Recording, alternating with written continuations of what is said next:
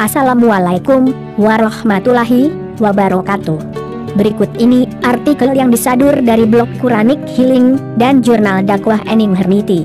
Kebenaran hanyalah dari Allah, sedangkan khilaf dan kesalahan hanyalah ada pada manusia. Jadikan segala informasi dan keilmuan yang disampaikan sebagai referensi, dan gali kembali setiap ilmu dari sumber yang lain. Ambil yang baik, dan jika ada yang menyelisihi syariat, tinggalkan karena Allah. Ciri sakit dari kutukan Allah. Ya Allah, hindarkan kami dari hal ini. Apabila Allah sudah murka pada seseorang itu, maka diazabnya di dunia sebelum di akhirat. Biasanya, kalau seseorang itu ditimpa sakit yang ada hubungannya dengan kutukan Allah Ta'ala, susah sekali sembuh. Tanda indikasinya orang tersebut, apabila ditimpa sakit, baik sudah sembuh ataupun sedang sakit, dia akan bertambah jahat, jauh dari Allah, semakin maksiat, bertambah arogan, tidak bersabar, selalu berkeluh kesah, putus asa dari rahmatnya, bertambah lupa dengan Allah Subhanahu wa Ta'ala, lalu imannya semakin rusak dan hukum-hukum syara makin diabaikan. Itulah kutukan dari Allah Subhanahu wa Ta'ala. Kebanyakan kategori golongan ini, mereka mati dalam kehinaan atau su'ul khotimah. Nauzubillahi min zalik. Allahu alam. Perilaku buruk diri berdampak sakit di tubuh, seperti marah, kesal, sedih, dendam, hasad, senang berlebih, dan lain-lain. Keilmuan yang diambil yaitu berdasarkan pengembangan terapi akhlak oleh Ustadz Danu, yang mengatakan bahwa berdasarkan pengalaman dalam menangani jamaah dan pasien lebih dari 20 tahun dengan ribuan pasien, penyakit yang diderita seseorang biasanya terjadi pada organ tubuh yang tidak difungsikan sesuai dengan tuntunan Allah Ta'ala. Organ yang sakit itu menunjukkan bahwa organ tersebut lebih banyak digunakan sebagai alat atau tempat untuk mengekspresikan nafsu-nafsu daripada digunakan sebagai alat untuk sujud kepada Allah Ta'ala. Setelah selama bertahun-tahun seseorang melakukan kesalahan, maka suatu saat Allah akan menurunkan peringatan kepada kita agar kembali ke tuntunan Al-Quran. Wujud peringatan atau musibah yang ditimpakan kepada manusia, yaitu melalui diberikannya penyakit kepada orang tersebut, melalui organ tubuh yang sering digunakan sebagai alat untuk mengeluarkan atau mengekspresikan nafsu-nafsunya. Contoh penggunaan organ-organ tubuh untuk menuruti hawa nafsu yaitu: 1. Mulut sering digunakan untuk berbuat ghibah, berbicara secara emosional, menghujat, memfitnah, menyakiti hati orang lain, berbohong, dan lain-lain. 2. Mata digunakan untuk melihat sesuatu yang tidak disukai Allah, suka memandang rendah orang lain, seperti fisik, perilaku, hasil karya pemikiran, dan sebagainya. 3. Telinga tidak digunakan untuk mendengarkan nasihat-nasihat, baik dari orang lain, marah bila mendengarkan sesuatu yang tidak sesuai keinginan kita. 4. Jantung digunakan sebagai tempat untuk meletakkan atau menyalurkan nafsu sombong, emosi yang meledak, kecongkakan, dan egois. 5. Hati sebagai tempat meletakkan atau menyalurkan nafsu, merasa paling benar, tidak mau menerima nasihat orang lain, dendam, iri, dan dengki. 6. Otak digunakan untuk memperalat orang lain, berprasangka buruk, merasa apa yang dipikirkan paling benar, dan sering berkhayal yang tidak-tidak. 7. Ginjal digunakan sebagai tempat untuk meletakkan atau menyalurkan nafsu yang sering membenarkan yang salah atau menyalahkan yang benar. 8. Tangan sering digunakan untuk menzalimi atau berbuat aniaya terhadap orang lain, baik di kantor maupun di rumah, dan tidak menjalankan amanah dengan baik. 9. Kaki dalam kehidupan sering digunakan untuk melangkah pada jalan yang menyimpang dari tuntunan Al-Quran, atau merasa langkah-langkahnya dalam kehidupan merasa benar, padahal salah, dan lain-lain. dalam menyalurkan nafsu-nafsu tersebut sering menimbulkan masalah bagi orang lain. Jadi ada pihak lain yang terlanggar haknya atau teraniaya atas sikap-sikap seseorang yang kurang terpuji tersebut. Allah Ta'ala memberikan peringatan keras terhadap orang yang berlaku aniaya atau berani melanggar hak yang menjadi milik orang lain. Psikoterapi sebagai metode penyembuhan berbagai penyakit yang dilakukan Ustadz Danu disebut psikoterapi akhlak mulia. Penamaan psikoterapi akhlak mulia karena penyakit muncul akibat seseorang sering mengumbar hawa nafsu, sehingga Allah menurunkan azab atau peringatan agar manusia kembali ke jalan yang benar, yaitu Al-Quran dan Sunnah Rasul. Penyakit yang menimpa seseorang sebagai azab atas segala dosa-dosa yang telah diperbuatnya, sebagaimana disebutkan dalam sebuah hadis. Tiada seorang hamba ditimpa musibah, baik di atasnya maupun di bawahnya, melainkan sebagai akibat dosanya. Walaupun demikian, Allah Ta'ala akan mencabut azabnya jika manusia itu bertobat. Sebagaimana firman Allah Ta'ala dalam surat Asy-Syura ayat 30. Apa saja musibah yang menimpa kamu, maka adalah disebabkan oleh perbuatan tanganmu sendiri. Dan Allah memaafkan sebagian besar dari kesalahan-kesalahanmu. Bentuk perilaku aniaya terhadap orang lain ini dapat berupa menyakiti fisik maupun hati orang lain. Allah berfirman dalam surat An-Nisa 30. Dan barang siapa berbuat demikian dengan melanggar hak dan aniaya, maka kami kelak akan memasukkannya ke dalam neraka. Yang demikian itu adalah mudah bagi Allah. Ayat di atas berlaku umum. Artinya siapapun orang tersebut, baik orang itu muslim atau belum muslim, bila melanggar hak orang lain atau berbuat aniaya, maka oleh Allah akan dimasukkan ke dalam neraka. Istilah neraka dalam ayat di atas merupakan simbol bagi tempat penyiksaan untuk manusia yang telah berbuat salah atau dosa terhadap orang lain. Neraka merupakan tempat untuk mengazab manusia di akhirat kelak. Sebenarnya secara implisit di dalamnya juga terkandung pengertian azab itu diberikan di dunia ini agar manusia segera ingat akan kesalahan dan dosanya sebelum azab yang besar di akhirat nanti. Ini sebagaimana yang telah Allah tegaskan dalam surat As-Sajdah 21. Dan sesungguhnya kami merasakan kepada mereka sebahagian azab yang kecil di dunia sebelum azab yang lebih besar di akhirat. Mudah-mudahan mereka kembali ke jalan yang benar.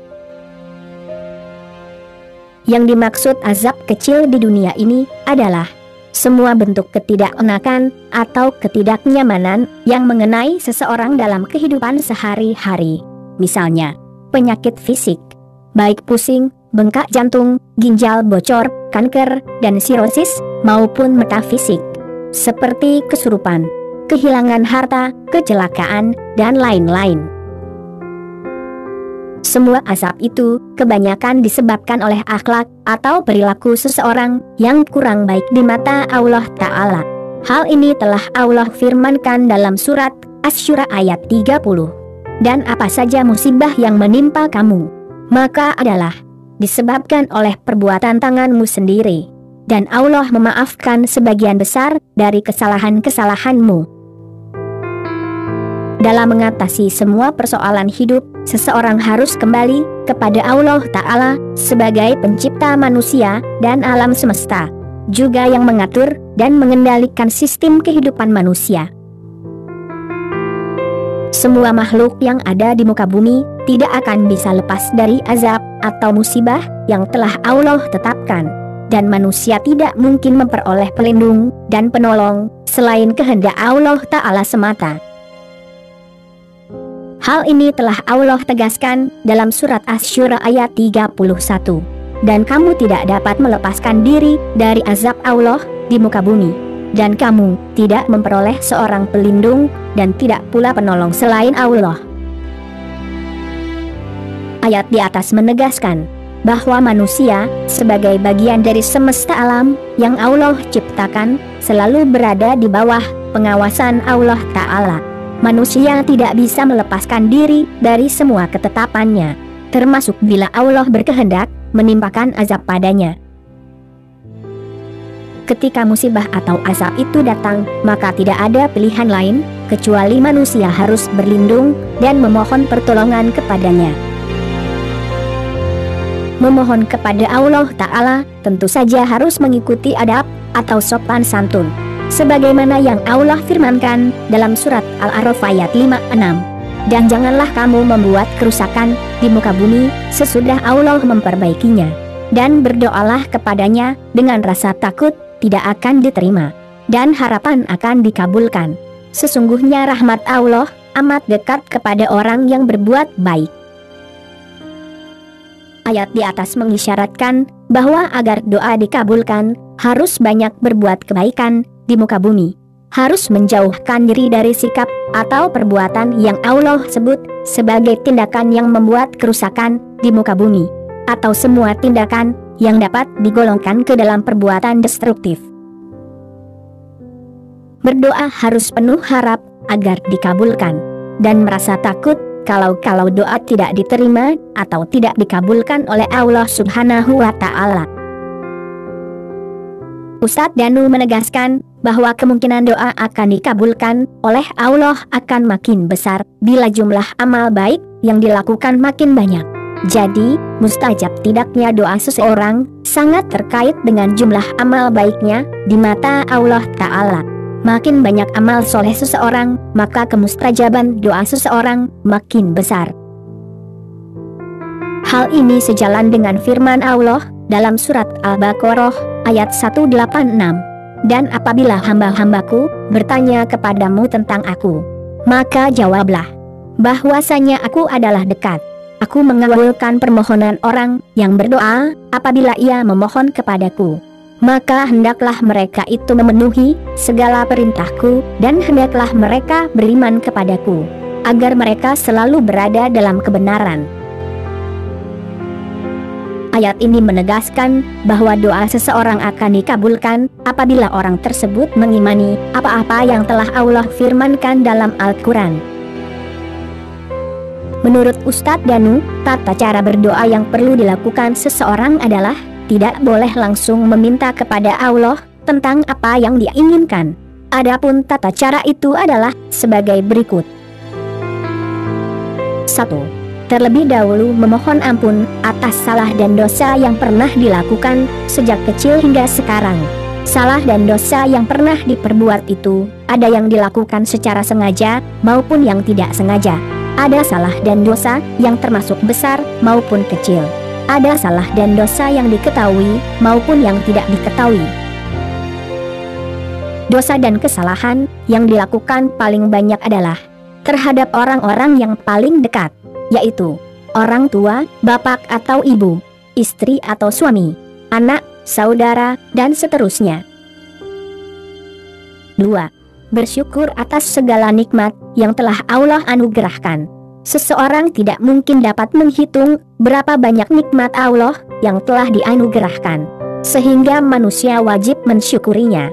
Karena Allah telah menegaskan, barang siapa bersyukur, maka Allah akan menambah nikmatnya.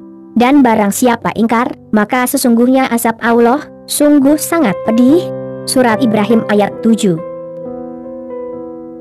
3. Yang terakhir, baru mengemukakan permohonan kepada Allah tentang hal yang dia inginkan. Dalam kalimat terakhir, doa harus menegaskan bahwa bila doa tersebut terkabul, maka akan menjadikan orang tersebut lebih sujud kepada Allah Ta'ala. Karena apapun yang Allah berikan kepada manusia, pada dasarnya adalah titipan atau amanah, dan kelak akan ditanyakan kembali oleh Allah Ta'ala tentang anugerah atau rahmatnya itu. Agar tobat seseorang diterima oleh Allah Ta'ala, maka seseorang harus mengikuti persyaratan yang telah Allah gariskan dalam surat Al-Baqarah ayat 160, kecuali mereka yang telah taubat dan mengadakan perbaikan dan menerangkan kebenaran. Maka terhadap mereka itulah aku menerima tobatnya, dan akulah yang maha menerima tobat lagi maha penyayang. Dari ayat di atas dapat disimpulkan, ada 3 hal yang harus dilakukan dalam bertobat, yaitu 1. Memohon ampun atas dosa dan kesalahan yang telah diperbuat secara tulus dan ikhlas. 2. Mengadakan perbaikan, artinya tidak mengulangi kesalahan tersebut dan mengimbanginya dengan amal soleh. 3. Menyampaikan nasihat kepada orang lain tentang kebenaran atau syiar yang telah diperoleh setelah melakukan perbaikan. Hal ini dimaksudkan agar orang lain dapat mengambil pelajaran dari dosa dan kesalahan yang diperbuat, sehingga mereka tidak mengulangi kesalahan yang sama. Jadi, dalam berdoa sebenarnya, yang akan diraih adalah ampunan dari Allah Ta'ala atas segala salah dan dosa yang sering dilakukan dalam kehidupan sehari-hari. Wujud real bahwa permohonan ampunannya diterima oleh Allah Ta'ala adalah dicabutnya azab atau peringatan yang menimpa seseorang, baik berupa penyakit, kesulitan ekonomi, kenakalan anak-anak yang belum akil balik, musibah harta, dan sebagainya. Kesembuhan dari penyakit yang menimpa seseorang sebenarnya bukanlah tujuan. Tujuan yang sebenarnya adalah ampunan dari Allah Ta'ala. Sembuh dari sakit sebenarnya hanya sekedar indikator bahwa Allah Ta'ala telah mengampuni sebagian dari salah dan dosa yang telah diperbuat. Allahu a'lam. Semoga bermanfaat. Wassalam.